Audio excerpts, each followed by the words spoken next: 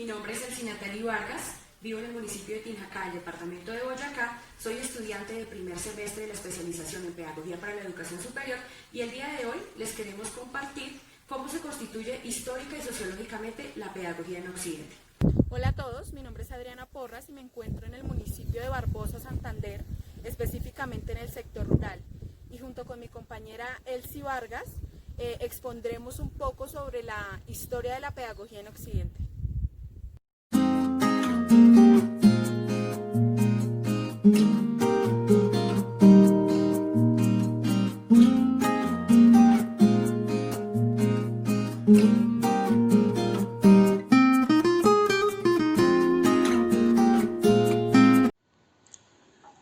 A continuación se mostrará un viaje por la historia donde diferentes épocas nos muestran cómo ha transcurrido la educación y la pedagogía. Bueno, digamos que la educación va de la mano con la evolución del ser humano. Por eso emergen conceptos religiosos, filosóficos y tecnológicos y por lo tanto estos dan sentido de pertenencia a la educación. La pedagogía aparece como respuesta a la transmisión de conocimientos a partir de técnicas y métodos. Es por esto que presentamos tres conceptos importantes sobre la pedagogía. Uno, la teoría de enseñanza impuesta a partir del siglo XIX como ciencia de la educación didáctica experimental. 2. La pedagogía es el conjunto de saberes que se ocupan de la educación como fenómeno social y humano. 3. La pedagogía es una ciencia de carácter psicosocial que tiene por objeto el estudio de la educación con la finalidad de conocerlo y perfeccionarlo. A continuación, los métodos de enseñanza más antiguos hasta nuestros tiempos. Bueno, hasta acá podemos identificar que la educación ha transcurrido por varios sectores, desde la antigua, la edad media, la edad moderna, la edad contemporánea hasta la edad posmoderna. Se han identificado ciertas características que han permitido que la educación evolucione, que la educación tenga cada vez más con cada época un perfeccionamiento mucho mayor. Bueno, continuando en nuestro raciocinio, digamos que en Grecia es como donde inicia la pedagogía y la educación. Es allí donde Sócrates, Platón y Aristóteles buscan alcanzar la perfección con la enseñanza de disciplinas como la música, como la estética, la poesía, la literatura, la gimnasia y la filosofía. En Roma se da el origen a la lengua latina, la literatura clásica, la ingeniería, el derecho, también la administración, la arquitectura y la organización del gobierno, es decir, la política. Ahora viene la época feudal, en los siglos XII y XIII surge la escolástica. Este era un pensamiento que tenía como función, digamos que reconciliar la creencia y la razón, la religión y la ciencia. Las universidades medievales tenían 4 facultades. Estas iniciaron en Polonia, en Praga, y allí tenían 4 facultades, como bien lo dije: artes, teología, medicina y jurisprudencia. En el siglo XIV hasta el siglo XVI surge el movimiento del Renacimiento. Esta es una etapa donde se concibe el mundo y el lugar que ocupa el ser humano en este. También se dan avances significativos en el ámbito científico y tecnológico. Ahora bien, aparece la Reforma, que se constituye como una corriente humanista, donde la educación se opone a la disciplina eclesiástica y se crea el primer pensamiento pedagógico, podríamos decirlo. Los principales representantes de la Reforma son Vittorino de Feltre. Este hombre es humanista, es un educador italiano. Su etapa comprende entre 1378 y 1446. La disciplina debe ser humana, según él, porque de ahí se proscriben los castigos corporales, salvo en los casos graves. Funda también la relación entre maestros y alumnos en el amor, porque según él, en el amor se recibe la dignidad y la alegría. También tenemos a Francisco Rabelais, quien quien hace énfasis en una educación libresca, formalista, pedante y memorística. Es un francés, su etapa va entre 1483 y 1553. Como bien se decía, él apoya mucho la educación libresca, memorística, con muchos estudios teóricos, es decir, mucho trabajo. También tenemos a Juan Luis Vives, es un humanista, es amigo y colega en la enseñanza de Erasmo español. Su etapa va entre 1492 y 1540. Este hombre hace énfasis en la psicología de la educación. Es promotor también del método inductivo experimental en oposición al deductivo tradicional. Ahora aparece la contrarreforma, se lleva a cabo la modernización de las escuelas. En las escuelas profesionales todos pueden aprender un oficio y al mismo tiempo una formación cultural igual que los nobles. Bueno, los principales representantes de la contrarreforma son Juan Amos Comenio, quien es padre de la didáctica moderna. Este hombre es de República Checa y su etapa comprende entre 1592 y 1670. Este hombre critica fuertemente la enseñanza escolástica surgida en el medievo. Con su libro Didáctica Magna pretende enseñar todo a todos, inicia la sistematización de la pedagogía y de la didáctica, despierta, digamos que una nueva concepción de los niños, respetando la inteligencia, los sentimientos infantiles. También tenemos a Martín Lutero. Este hombre hace parte de la Reforma Protestante y doctrina teológica y cultural, denominada luteranismo. Es un hombre alemán y su etapa comprende entre 1483 y entre 1546. Este hombre nos dice que la educación es un arte cuya práctica debe ser perfeccionada, ya que es perfecta, pero debe ser perfeccionada por muchas generaciones. Cada generación está provista de los conocimientos de las anteriores y digamos que así puede realizar constantemente una educación que desenvuelva de un modo proporcional y conforme a un fin. La pedagogía tradicional inicia en Francia en el siglo XVII al XVIII. Esta pedagogía se caracteriza por la presencia de los jesuitas en las instituciones. El sistema escolar consistía en poner la historia, la geografía, la ciencia y la lengua a romance, digamos que en constante vigilancia y sumisión del alumno, buscando así un mundo ejemplar y práctico. En esta época la escuela es la primera institución social y es por eso que él nos dice que es responsable de la educación de todas las clases sociales.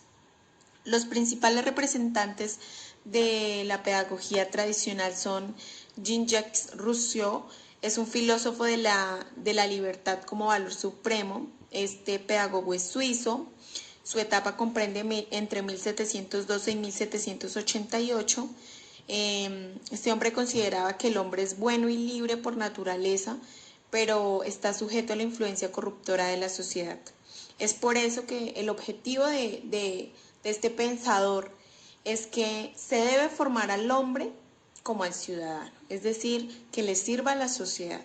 Sus máximas obras en las que expone sus ideas naturalistas, como bien sabemos, es el Emilio y el contrato social. Este hombre también nos dice que los niños deben ser formados, digamos que sobre todo en la libertad y vivir cada fase de la infancia en la plenitud de sus sentidos. Es así como propone el método natural como modelo de enseñanza. También tenemos a John Locke. Su filosofía de la educación, digamos que consiste en buscar la verdad, aprender a razonar y reflexionar. Este hombre es de Inglaterra y su etapa comprende entre 1632 y 1704. Bueno, este hombre hace un razonamiento muy importante, ya que divide la educación para el caballero, es decir, para el burgués, y la educación para la clase social baja. Según él, la educación para el caballero debe consistir en que las clases sociales se les daba mejor educación, ya que estos contaban con un nivel para desarrollar habilidades de comprender el conocimiento. Concebía que ya que ellos tenían una buena alimentación, pues entonces tendrían mayores posibilidades de alcanzar un desarrollo profesional, cosa que no tenían la clase social baja, ya que no contaban con con estas habilidades de comprender o eran deficientes. Tenemos también a Immanuel Kant, es un filósofo prusiano de la Ilustración, como bien se dijo, es de Rusia, su etapa comprende entre 1724 a 1804. Dice que la educación puede ser pública o privada, no importa, pero en ambas se puede educar para la vida. La pedagogía o teoría de la educación es física o práctica, y también nos dice que la educación debe formar al hombre para un estado mejor. Ahora bien, viene la pedagogía moderna. Esta nace en la segunda mitad del siglo XIX y cobra fuerza en el siglo XX, después de la Primera Guerra Mundial. Esta pedagogía moderna tiene ciertos ideales marcados, como lo son la colaboración entre el maestro y el alumno, la escuela al aire libre, el libre desarrollo de las facultades del alumno con guía del maestro, la incursión de la mujer en las actividades educativas. Los principales representantes de la pedagogía moderna son Johann Heinrich Pestalozzi, es un teórico que incorpora el afecto en la educación. Este hombre es suizo y su etapa comprende entre 1746 a 1827. Este hombre es fundador de la corriente humanista en la educación, identifica que los niños se desarrollan de adentro hacia afuera, es decir, que la función del profesor es desarrollar y hallar esas habilidades naturales e innatas y obviamente respetar los estadios de aprendizaje del alumno. Su método va de lo conocido a lo nuevo, de lo concreto a lo abstracto, es decir, aprender haciendo.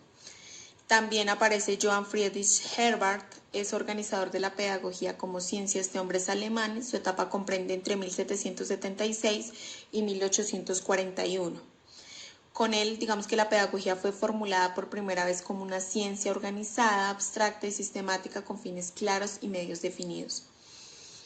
Bueno, él nos dice en este razonamiento que para que la pedagogía sea realmente científica debe comprobarse experimentalmente. Es por esto que este hombre crea las escuelas de aplicación.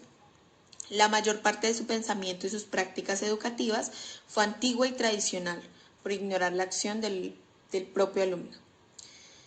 También tenemos otro autor muy importante, se llama John Dewey, es un pensador que llevó la práctica a la escuela. Este hombre es estadounidense y su etapa comprende entre 1859 y 1952.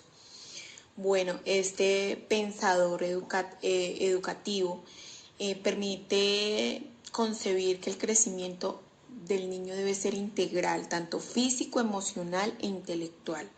Las prácticas deben ser conjuntas, el trabajo, es así que el trabajo debe ser colectivo. Cree mucho en la escuela democrática, en la libertad infantil, en la problematización de la enseñanza, implementa actividades manuales y creativas para el currículo. También tenemos una mujer que es conocida como en el ámbito educativo como la médica que valoriza al alumno. Su nombre es María Montessori. Esta mujer identifica que la individualidad es una actividad y libertad del sujeto. También fundamenta la formación integral, siendo esta educación para la vida. También apoya mucho el desarrollo de materiales didácticos, el papel activo y libertad del alumno para explorar y construir su conocimiento. Su método va de lo concreto a abstracto y conocido a lo desconocido. También tenemos a Ovid de Crowley, es el primero en tratar el saber como uno solo. Este hombre es de Bélgica y su etapa comprende entre 1870 y 1932.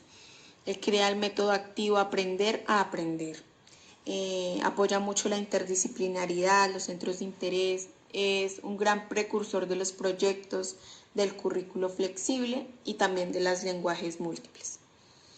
Ahora bien, por último tenemos la pedagogía contemporánea. Esta, digamos que se vislumbra a partir de la Revolución Francesa. Esta da lugar a nuevas tendencias pedagógicas con posturas y metodologías en un contexto cultural. El proceso de formación se determina por principios, leyes, estrategias, métodos y técnicas para desarrollar el proceso educativo que conlleve a la formación de un hombre integral, capaz de crecer como persona y de transformar el medio social en el cual éste se desenvuelve. Digamos que la pedagogía contemporánea pretende hacer de la escuela más dinámica, activa y participativa, centrando la atención en la motivación, en los intereses y en las necesidades de los educandos. Centra su mirada en los estudiantes. Los postulados de la pedagogía contemporánea es la pedagogía nueva activa. En esta se intenta revolucionar las técnicas educativas que se venían empleando en la escuela tradicional. Tenemos también la pedagogía popular, tiene su base en la pedagogía de la libertad. Tenemos también la pedagogía problemática. Esta se enfatiza en los avances científicos y tecnológicos, así como también en los cambios sociales que exigen cada vez una educación más eficiente. Tenemos la pedagogía constructivista también. Digamos que esta corriente lleva a la necesidad de investigar nuevas estrategias didácticas para lograr un mayor conocimiento. Y también tenemos la pedagogía del aprendizaje significativo. Esta incorpora los nuevos conocimientos en forma sustantiva en la estructura cognitiva del estudiante. Los principales representantes de la pedagogía contemporánea están Vygotsky, como todos sabemos es un teórico de la enseñanza del proceso social. Este hombre es de Bielorrusia y su etapa comprende entre 1896 y 1934. Este hombre apoya mucho la teoría sociocultural o histórica social, la enseñanza como proceso social. También concibe el lenguaje como herramienta del aprendizaje. Tenemos a Burroughs Skinner, es un científico del comportamiento y del aprendizaje. Este hombre es estadounidense. Su etapa comprende entre 1904 y 1990. Este hombre nos dice que la educación debe ser planeada de modo que se obtengan los resultados que uno desea como docente en el alumno. Digamos que concibe la psicología conductista de la educación. Él analiza la planeación desde una perspectiva sistemática y también cree en una evaluación objetiva. Tenemos a Paulo Freire, quien es consejero de la educación para la conciencia. Este hombre es brasilero. Este hombre es muy importante en la pedagogía contemporánea, puesto que defiende como objetivo de la escuela enseñar al alumno a leer al mundo para que así pueda transformarlo. Inquieta al alumno para que reflexione acerca de la realidad, desarrolle su creatividad, fomente el espíritu investigador y la curiosidad. Él también apoya mucho la indagación, es decir, identificar lo que sabe el alumno. Su obra que resume las ideas es Pedagogía del oprimido. Bueno, creo que hemos llegado ya al final. Es importante haber hecho este fantástico recorrido. Podemos identificar que la educación como la pedagogía a través del tiempo han tenido grandes cambios históricos que pues han favorecido el crecimiento social, personal e intelectual en cada uno de los seres humanos. Hoy en día la educación y la pedagogía van de la mano como una disciplina que se entrelaza con otras ciencias, influyendo en el desarrollo social y cultural de cada país. Es por esto que gracias a la pedagogía de la aceptación social que esta ha tenido, hoy podemos ser parte de diferentes experiencias significativas que han permitido desarrollar en los seres humanos habilidades y competencias en todas las áreas de la educación y para la vida social. Muchas gracias por su atención.